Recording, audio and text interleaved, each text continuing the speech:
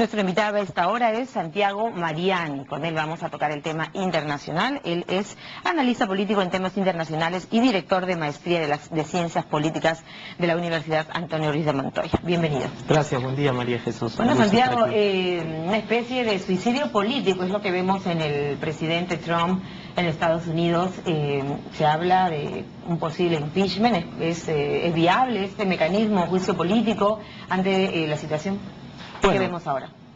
Es viable. La sociedad civil se está movilizando desde el primer día que asumió Donald Trump la presidencia y están juntando firmas para, desde abajo, desde la sociedad, hacia los políticos que son los que, en caso de impulsar este proceso, estaría bajo su responsabilidad, hacer presión para que, digamos, desde el Congreso se pueda movilizar esta opción.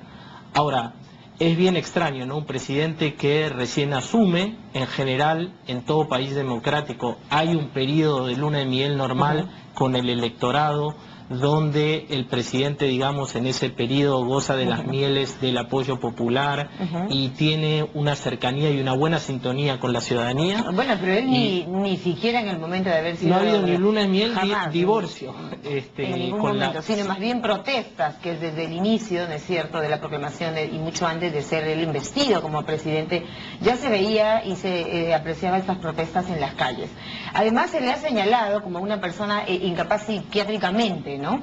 Claro, bueno, el juicio político o el impeachment es un proceso que justamente lo que trata de determinar es la causal de, digamos, si moralmente es apto o no para gobernar el presidente. Entonces, entre sus pares, entre los políticos, pero desde otro poder, desde la Cámara de Representantes y Senadores, determinan si, pero es un proceso largo, difícil, y no es que se tiran presidentes por la ventana, y es un proceso que se tiene que implementar con mucho cuidado. Es por eso que, aún siendo posible hacerlo, solamente en la historia de Estados Unidos ha habido dos procesos, uno en el siglo XIX con el presidente Andrew Johnson y el más reciente con Bill Clinton, que los causales por los cuales lo sometieron a este proceso, que después fue absuelto porque no lo destituyeron, fue que él había mentido bajo juramento y que había tratado de, desde el poder, obstruir a la justicia.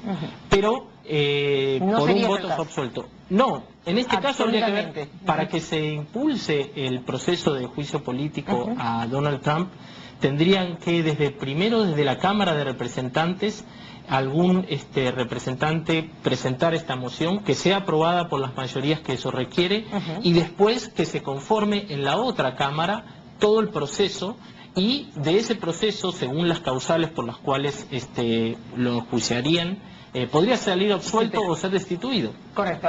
Sin embargo, vemos como en masa, ¿no es cierto?, los republicanos, y ni siquiera podríamos decir darle ahora la espalda, porque nunca estuvieron muchos de ellos al lado de Donald Trump, ¿no? Ni siquiera compartían el derecho de ser representados por un personaje como él. Ya en la misma campaña, Trump se distanció del Partido Republicano.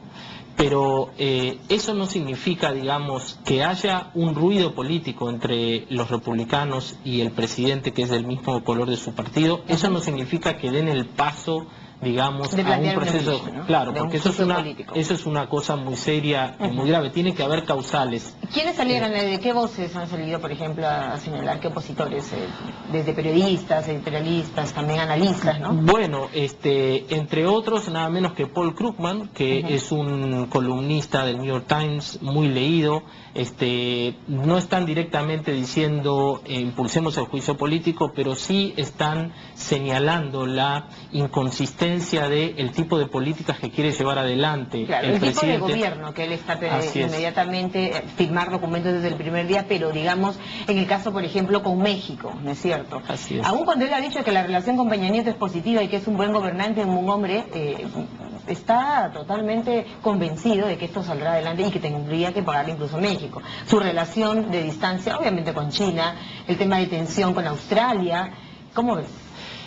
Es decir, Trump es un presidente que en su estilo de gobernar, él piensa que su voluntad puede ser, digamos, llevada adelante simplemente a partir de las órdenes ejecutivas que él está queriendo imponer. Por eso es ser un dictador, ¿no? Bueno, justamente el sistema republicano en Estados Unidos fue construido, o la intención de los padres fundadores, era que, digamos, se llegaran a ciertos consensos para evitar justamente que alguien pudiera desde el poder abusar del poder y especialmente aplastar derechos de minorías. Correcto, pero ¿estaría haciendo eso Donald Trump, por ejemplo, con esta disposición de bloquear el ingreso de estos países de población musulmana? Bueno, él está empujando los límites, pero el sistema está empezando a responder. Quiero decir que la justicia, hemos visto cómo la justicia federal le ha puesto un freno y no ha convalidado. La Casa Blanca insistió sobre la justicia y la justicia en otra instancia rápidamente... el cargo y puesto a una funcionaria de alto nivel, como lo hemos visto, sin tener ningún tipo de miramiento, ni mucho menos, ¿no? Sí.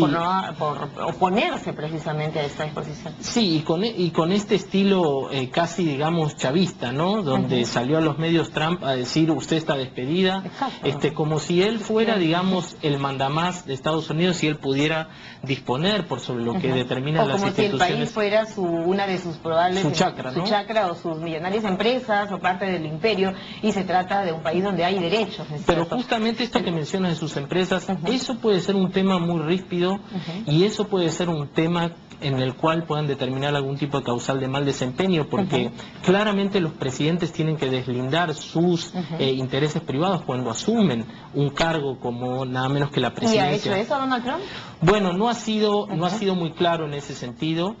Tampoco ha presentado, por ejemplo, y ese es un tema también de mucha polarización, no ha presentado su declaración de impuestos, cosa que es inédito en la política norteamericana, porque desde que Nixon renunció a la presidencia, justamente cuando le iban a impulsar este proceso y él renuncia anticipadamente para evitar, Nixon es el presidente que de algún modo instaura esta costumbre que se había respetado hasta Donald Trump, de que el candidato a la presidencia que se presentara en las elecciones primarias tenía que mostrar su declaración de impuestos. Y para eso mostrar lo que sacó a relucir Hillary Clinton en la campaña, ¿no? Sí, pero... Entre otros temas, pero no ha tenido la fuerza que podría tener ahora. A pesar de eso, no ha tenido un castigo en el electorado para que...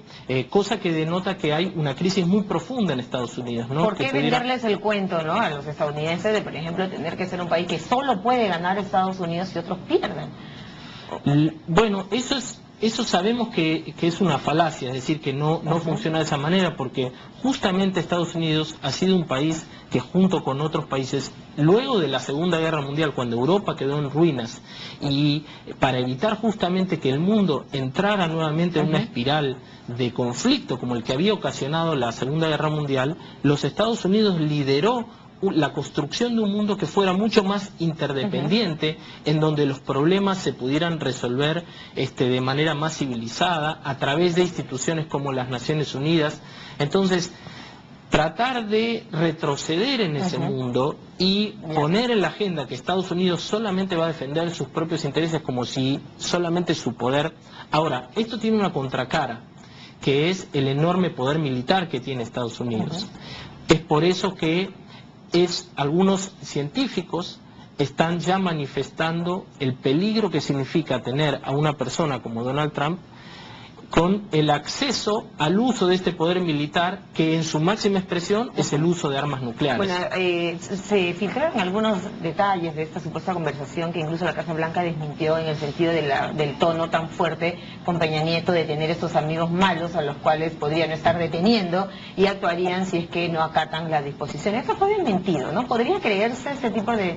Bueno, aún cuando lo desmintieron, también intentaron minimizar las palabras de Trump, diciendo, bueno, en realidad fue una suerte de broma. Ahora, no creo que sea una broma que un presidente que es el comandante supremo de del poderío militar más importante del mundo, que le diga a otro país que le va a enviar tropas en caso de no aceptar lo que le está diciendo. O casi imponiendo. Así es. Yo no creo que sea después algo que uno pueda minimizar. Creo que es algo muy serio que muestra que tiene que ponernos en alerta. Me parece que y en este sentido en América Latina no sé si estamos tomando conciencia de que esto debería impulsar de alguna manera una coordinación, un diálogo regional más fuerte, de prepararse para poder de alguna manera... Pero el Perú sí ha tenido ciertamente...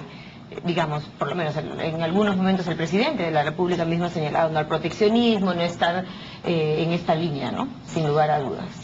Faltaría quizá un liderazgo en la región, ¿crees tú, que responda? Bueno, o que se anteponga, ¿no? Sí, la región tiene mecanismos como para dialogar, especialmente si miramos a la región más cercana, que es América del Sur, nosotros tenemos como países mecanismos. Creo que los mecanismos de diálogo que hemos logrado construir en las últimas décadas, que han servido para momentos de crisis que hemos tenido, poder concertar y dialogar políticamente, creo que estos mecanismos nos van a servir y espero que nos sirvan para poder dialogar acerca de las decisiones que se están tomando, porque obviamente que Estados Unidos, al ser uno de los países más poderosos del mundo, nos afecta a todos en las decisiones en que este toman. corto tiempo de presidencia, la factura más costosa sería esta decisión de bloquear el ingreso de personas de ascendencia musulmana, ¿no? Hemos visto en los aeropuertos el drama de muchas personas queriendo ingresar con niños y todo ello, y ha sido duro, ¿no? Sí, esa decisión de alguna forma ya fue contestada por la justicia y Trump no la está pudiendo llevar adelante. De todas maneras, el daño ya está hecho porque Estados Unidos, digamos, que ha sido un país que en las últimas décadas ha tenido una política de alguna forma de integrar a personas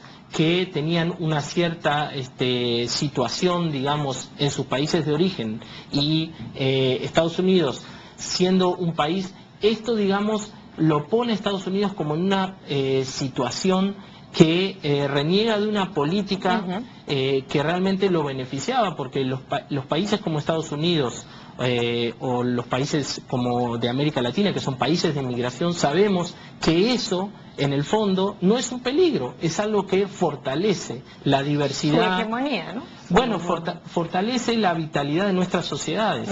Es decir, fíjense, por ejemplo, el camino inverso de Canadá. Bueno, y los en psicólogos este sentido, y los ¿no? psiquiatras han señalado que el señor Donald Trump padece de enfermedades psicológicas muy delicadas, como narcisismo maligno que podría hacerle mucho daño a su país, primero que nada.